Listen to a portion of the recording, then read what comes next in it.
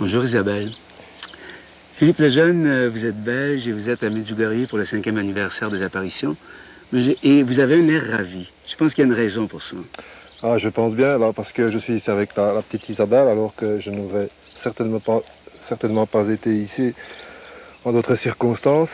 On a vécu ici pendant les 5 dernières semaines, on a vécu tout d'abord une grande peine, et puis alors après une grande joie, là, la petite a été guérie miraculeusement. Qu'est-ce qu'elle avait? Ah, tout ça a commencé par une jaunisse, puis une hépatite. Tout d'abord, c'est ce que les médecins pensaient. Et alors après, ils ont décelé une tumeur maligne. Elle est passée, on lui a fait toute une série de tests à l'hôpital universitaire de la Citadelle à Liège. Elle est passée dans le scanner, on lui a fait une échographie, on lui a fait des radios, on lui a fait des prises de sang. Et ils ont décelé une tumeur maligne de la grosseur d'une orange. La petite était complètement inopérable parce que ça englobait la veine cave. C'est-à-dire que pendant l'opération, on risquait de la tuer, quoi. Alors, le samedi précédent, la Pentecôte, elle était vraiment très très mal.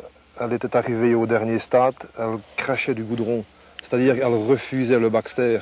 Elle avait un Baxter, une perfusion, elle avait une sonde gastrique, et elle avait les reins bloqués, elle avait les intestins, elle n'absorbait absolument plus rien depuis 3-4 jours, là. Et alors, le hasard nous a mis en contact avec le peintre, M. Béjot, ici, qui est venu prier près de la petite, qui a carrément demandé à la Vierge un miracle. Il n'y a pas d'autre mot, parce que quand nous avons vu comme la petite était ce jour-là, et on s'attendait, on avait même réuni la famille. Il faut avoir vécu ce moment-là. Il n'y avait plus d'espoir. Ah non, non, les médecins nous ont dit par après qu'ils lui donnaient encore quelques heures. Tout ça d'après les symptômes qu'elle avait, là.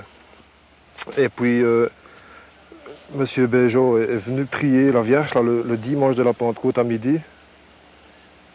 Nous avons prié la Vierge, plus exactement, tous ensemble.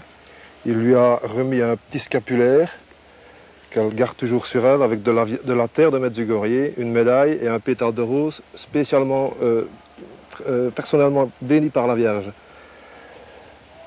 Et alors, à partir de ce moment-là, il s'est passé toute une suite d'événements pour le moins surprenants. Le dimanche après-midi, donc la petite n'avait plus aucune réaction, a commencé à uriner.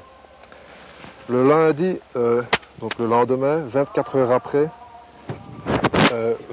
après, elle avait uriné, ça c'est les médecins qui l'ont calculé, on lui faisait la diurèse, elle avait uriné plus de 2,5 litres. Et puis alors ils ont décidé de refaire une biopsie, une opération pour prélever différents organes en vue d'analyser, parce qu'ils étaient persuadés qu'ils allaient retrouver un résidu cancéreux dans leur prélèvement.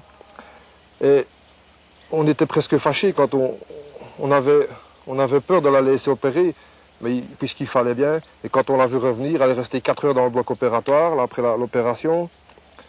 Elle revenait avec des Baxter, encore les sondes, et pleine de sang. Elle a une césarienne, elle a presque comme une césarienne, une très large cicatrice. D'après le docteur Joyeux, les médecins ont été très consciencieux. Ils ont vraiment fouillé pour retrouver les résidus cancéreux. Et on a attendu plus de 11 jours avant d'avoir les premiers résultats. C'est-à-dire que pendant ces 11 jours-là, le médecin, oui, il nous disait, oui, on a des résultats, mais rien de très précis, rien de très précis. Il restait toujours dans le vague, là. Et au bout de 11 jours, le médecin nous a dit tout simplement que les cellules cancéreuses étaient mortes. C'était complètement disparu. Étaient mortes, oui, disparues.